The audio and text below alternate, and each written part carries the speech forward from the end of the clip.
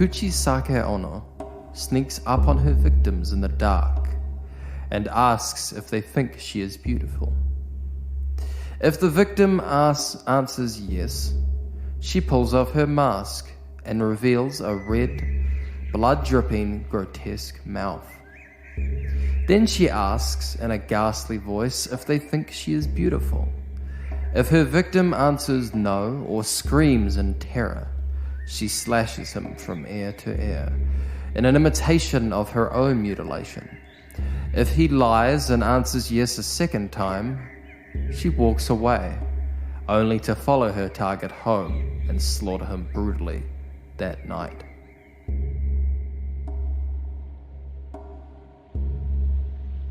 Jorogumo. The legend has it that a man was resting at the foot of the waterfall when his feet were bound with a vast number of spider threads. To free himself, he cut the threads and tied them to a stump of a tree, which was pulled from the ground and drawn into the waters. After this incident at the Jordan waterfall, the villagers became afraid and stopped going to the waterfall. However, one day, a woodsman logger from out of town, unaware of the story of the Jordan Jorogumo, began cutting wood in the area. After he accidentally dropped his axe into the water, he dove into the pool to find it. Then, a beautiful woman appeared and returned the axe, telling him never to tell anyone about her. While the jogger kept the promise, he began to feel anxious about the incident. One day, while he was drunk, he told his family he told his secret and finally felt at ease. He then fell into a deep sleep, never to awaken again.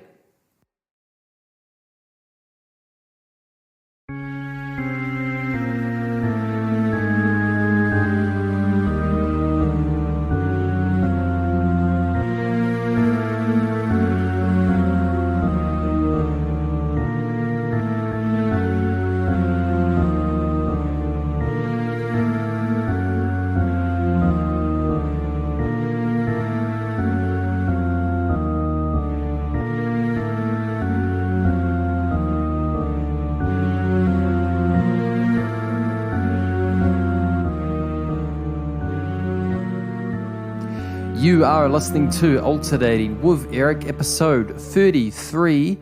I am Connor. I am a sound engineer, well, a bit of a soundy and musician. We have a bit of rain, and so you might hear that. We've got a bit of a storm outside.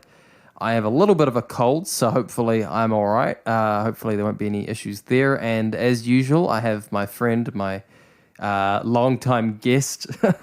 Very long this time. This used to be Alternating Slothcast, and now it's just Alternating with Eric. And we couldn't have Alternating with Eric without Eric. So, Eric, hello. Introduce yourself. I mean, you could just grab another person named Eric and just put him in my place. I could change it to Alternating with Derek. Oh my God. Put a D in front of it. But yeah, Eric is how would you describe yourself, Eric? I would describe myself as someone who has a lot of interests. This is being one of them. Yeah. No, the way you describe me seems Russian martial artist. There we go. Sounds accurate enough. All right. And what have you been up to this week, Eric? Oh, just been trying to at least watch a show here and there. Managed to watch a couple of James Spader shows, The Blacklist and Boston Legal. Mm-hmm. Mostly because I forgot how great of an actor James Spader was. Is he best boy? Is he like totally tsundere? No, but he is a good character to learn from, especially with this kind of, the confidence he. Because I thought he was always kind of smuggy and kind of like in a lot of the stuff, kind of. But he does have that. But he does have that sort of confidence that you'd probably look at it and think, "Oh, I wish I had that." Bit of a big difference between watching the characters from Suits. Yeah.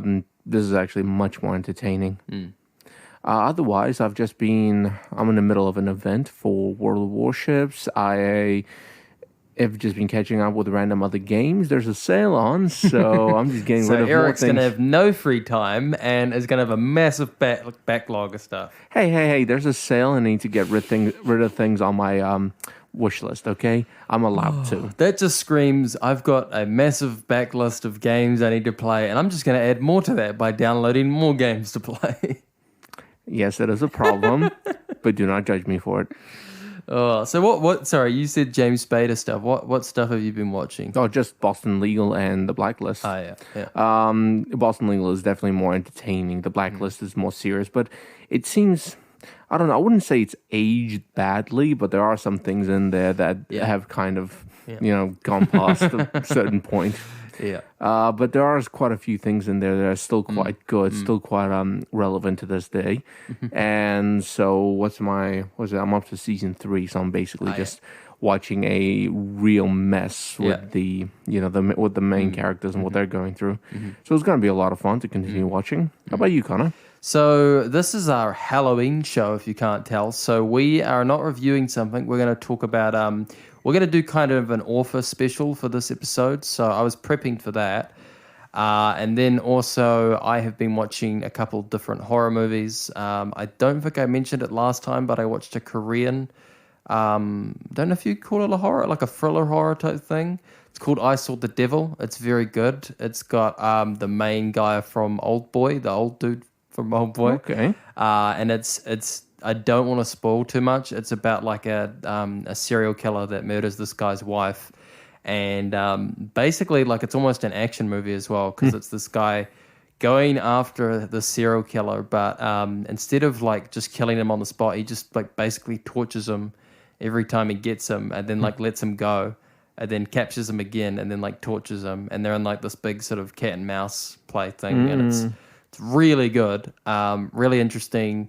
Tough to watch in some parts, but in like a good way. It didn't feel like the violence or the gore was there just for the sake of it. Like it serves a point in the story, which I enjoy, because there's some Korean movies where it's just like super fucking violent. It's just like you just want to torture your audience. This was like no. It's for the sake of like telling the story, and it's to show the character, And yeah, so I enjoyed that. I watched the whole thing of that.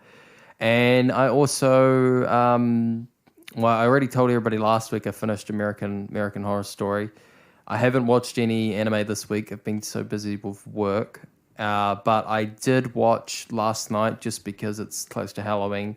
I watched a bit of Kwai-Don again. And if you heard the first half of the show, we took some excerpts from Japanese folklore. We took some yokai stories and read them.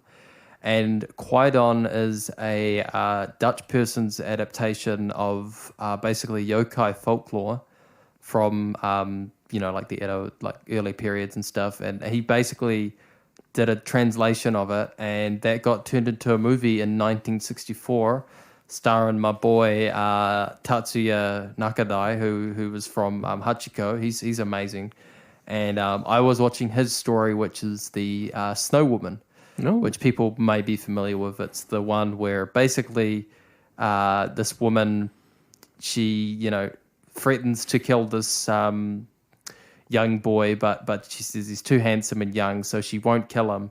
But he has to not tell a single soul about what happened and about like who she is. And so basically for his whole life, he can't tell anyone, can't tell his wife, can't tell, and he's not married, but he, if he had a wife, he can't tell her. He can't tell his mother. And then he ends up with this, I don't know if I should spoil it, but it's you've probably heard the story before. He basically ends up with this woman who looks very similar.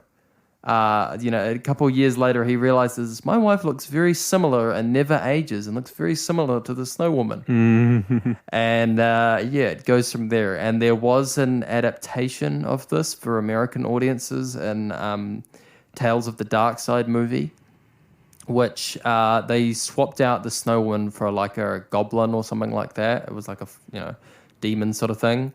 It's the same sort of story, except in that one it's a lot more brutal, because also the kids are somehow demons now as well. And I'm gonna spoil this because it's so different from the Japanese ending. The Japanese ending has like it's sad, but it has a lot less brutal ending than the American one. The American one, he basically, the whole thing of the story is basically he realizes this person is his wife, the yokai, and then he basically tells the story. And then the yokai says, "Oh, now you've betrayed this promise. I have to leave." And that's the Japanese way they do it. And she basically leaves and never comes back again. In the American one, she says, "Oh no, you've told it. Now I have to kill you." Oh, of course. And she and her babies eat him, and that's the ending of the American one. Of course it is. Yeah. Why is it that some other cultures like to take these stories and make them more violent? I don't know, but it's I like Qui-Gon. Qui-Gon is very much of its time. You can tell like it's filmed on a sound set and all, that sort of thing. But I don't mind that. I kind of just think of it more of like it's like a play or something. And there's always this interesting thing of it where when you're watching it, there's like eyes in the background in the sky. Which, like they've genuine eyes, or just like they look like eyes in the background, like they're maybe meant to be clouds, but they look like eyes, and so it makes you kind of think that she's always watching. That sounds creepy. Yeah. So I always liked that, and then there's another story in there. I think it's called Hachi the Airless or something, or Air, which is another interesting story about a ghost visiting this boy and basically stealing parts of his body. It's quite interesting. And he has to do like a full sutra written up on his body to stop them from grabbing his body and stealing parts of it. And he does every single part except for his ears. So they get his ears. Wow. So, yeah. So we are going to take a short break, and then we're going to be back with our author special this week. I guess author-artist special, because he's also an artist for his stuff. We're doing a whole special this week on Junji Ito because it is Halloween. Yeah, so 1, 2, 3, get ready for the break. Ha, ha, ha. Please don't ever do that again. Yeah, it's Halloween.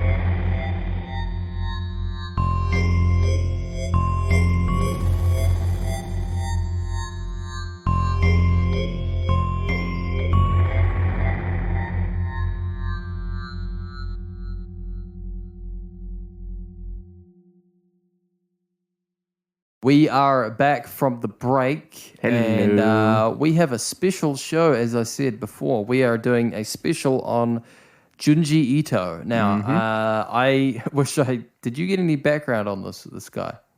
I forgot it completely. So I wish I did, because he is probably like one of my all-time favorite artists and authors of all time.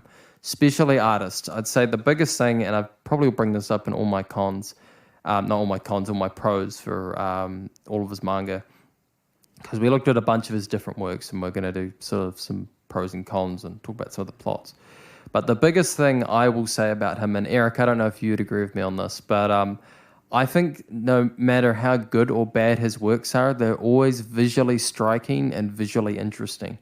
Would you agree with me on that? Yep, exactly. Yeah, that's one way of putting it. I think with Junji Ito's artwork, that was just I don't know how to really describe it. It just looks terrifying.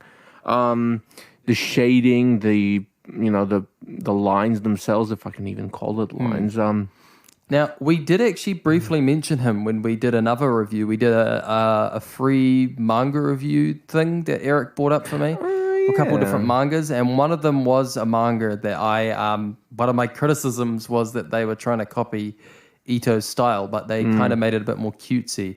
Because Ito's style, I wouldn't necessarily 100% call it Japanese. It's got very much like a European influence in it. There are quite a few things about it that would be considered European influences. But the characters I think are Japanese. Yeah, I think the characters look Japanese, with the exception of one character who I think is, when we get into him, is definitely modeled off a certain actor. But most of the characters, they have they just look like, they actually do look like Japanese people. And I wouldn't say they look like anime style or anything like that. Ito definitely has a very distinct look to his stuff. And it can vary by what title, actually, some of his art, like in terms of his bigger titles tend to actually look a bit better. His short stories, there's some stuff we could get into with the art there. But so where should we, Eric, what are your just general thoughts on Ito as an author and artist? I think he does a really good job. One of the first stories I read from him was Dissolving Classroom, which was, honestly, I don't know what I was expecting. I definitely was not expecting that. That was, before, you've mentioned that Uzumaki was one of his more famous works. Yeah, so we will get into, maybe we'll finish with that, because that's probably his most well-known and most well-liked work. I would say, I would agree with that, but but my very first, I guess, taste into how Junji Ito, writes and draws his mangas is from Dissolving Classroom, which, quick little synopsis. It's a story about a boy who constantly says, "I'm sorry," and later on you find out that that's actually a catchphrase for him, which is almost akin to a supporting phrase for the devil. So every time he says it, or the more often he says it, and the louder he says it, and the more intensity he says it with, the closer people become to a stage of dissolving. So that's what he's literally been doing in supporting the devil. He's been dissolving people. And whatever they dissolved into, I'm not sure if it's flesh or if it's, I don't know what it is. Whatever they dissolve into, his little sister drinks it up. So that was basically what I got into the first time, and I thought, this is creepy as hell. And obviously, after Dissolving Classroom, much later on, I think I read Dissolving Classroom while we were still in Rongotai. And I briefly had a look at Uzumaki, but then after that... So it was your first Ito work that you read? Yeah, Dissolving Classroom was definitely my first Ito mine work. was Uzumaki, but we'll get into that when we get into it. But Uzumaki was my next one. And then later on, it was a few other short stories that Junji Ito made.